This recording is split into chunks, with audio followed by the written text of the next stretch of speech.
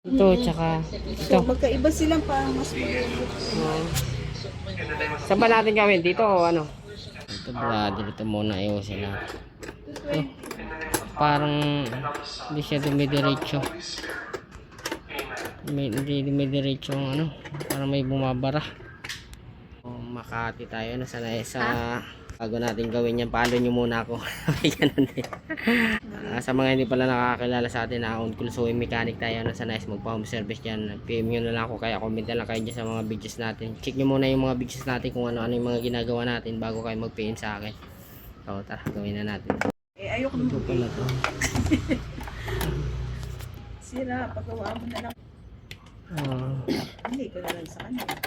Namatay naman. Ang dami nyo palang ano, portable. Singer. Alin po eh. Sa kuya ko. Hindi na niya nagagamit kasi matandaan na eh. Oy. Kaya mababa ng mantra, mahina. Lalabas, stay ka lang dyan. Parang hihingalo ang mantra. So buksan natin ito sa ano kasi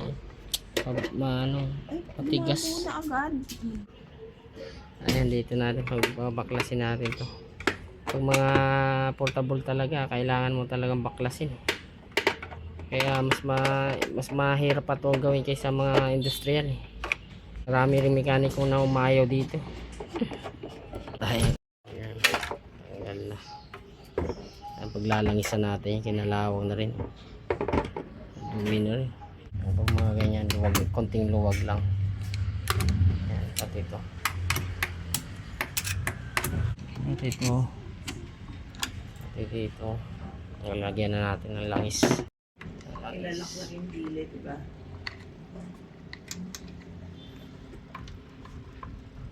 Parang apat pa. Ayan, bumilis na siya. Mahal na lang ito dati.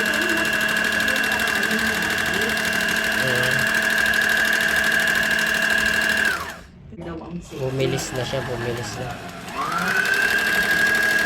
Lalagyan na natin ng langis to. Langis lang pala. Kasi maano talaga siya eh. Matigas si kutin eh.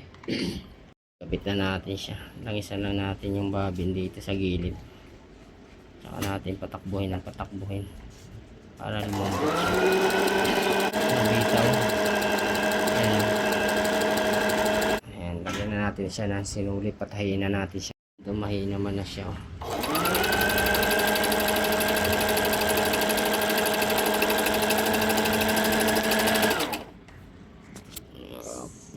Ayan. Ayan, sigsag yan. Number 5. Number 5. Kahito na siya.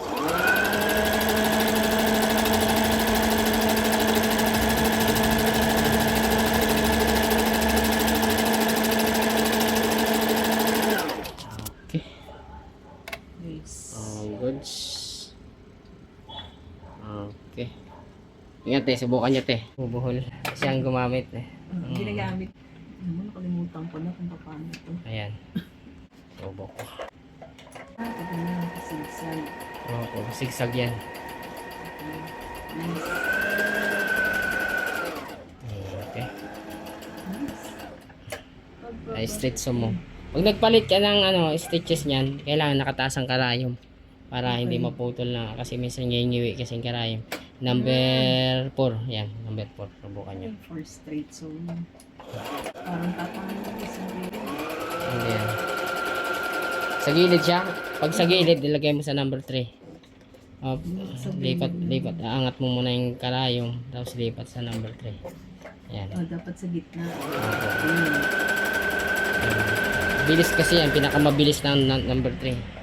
Pero same size. Hindi. Mas Pag maliit same yung lang, o four. kaya number 2 mo ang pinaka-same. Okay. Okay na. Okay na. Kaya ayun. Okay ka na. So, itong isa naman. So, ito naman. Ito namang gagawin natin.